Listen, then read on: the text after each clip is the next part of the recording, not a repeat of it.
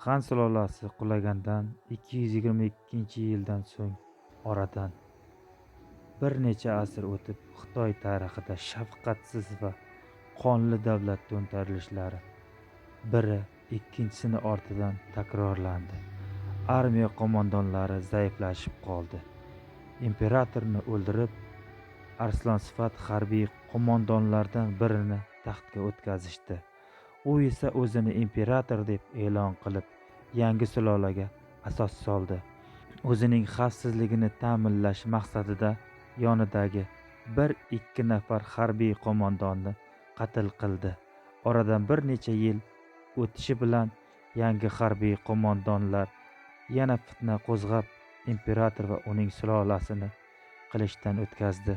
Xitoy imperatori bo'lish, dushmanlar to'dasi ichida yolg'iz qolib ketish, o'ldirilish oson va har qanday ichki va tashqi kuch oldida ojiz bo'lish degan edi. Va nihoyat 956-yil general Zhao Kun In Sun nomi bilan imperator bo'ldi. U 1-2 yildan so'ng o'ldirilishini yaxshi bilardi. Mavjud an'anani qanday yo'qotish mumkin? Zhao imperator bo'lgach, barcha harbiy qo'mondonlar ishtirokida katta bazm tashkil qildi.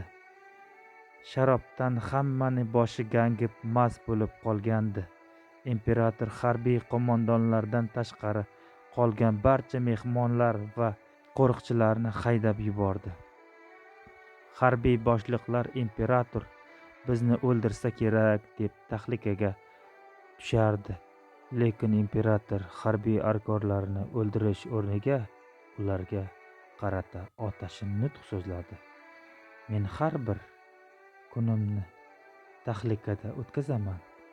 Menga ziyofatlar ham tatimaydi. Tunlari xotirjam uxlay olmayman. Chunki oralarimizda kimdir taxtni mo'ljallab turibdi. Men sizlarning sadoqatingizga shubha qilmayman. Biroq hokimiyat va boylikka o'ch odamlar kuch bilan birga sizni imperatorlik to'nini kiygizishga majbur qilsa, nima ham qilardingiz? Va bundan voz kechib bo'lmaydimi?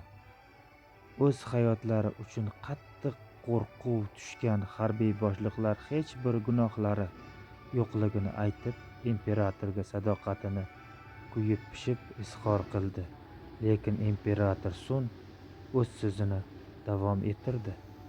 Chunki uning maqsadi boshqacha edi.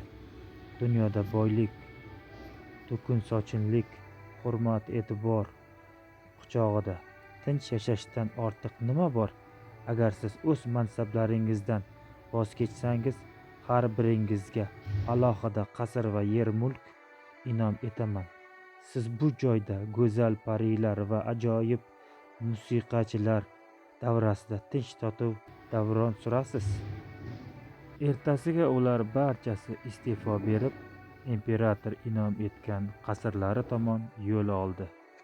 Zhao bir zarba bilan erta-indin unga xoinlik qiladigan do'stona bo'rilar to'dasidan, hokimiyatdan uzoq yuvosh qo'zichoqlar podasiga aylantirdi.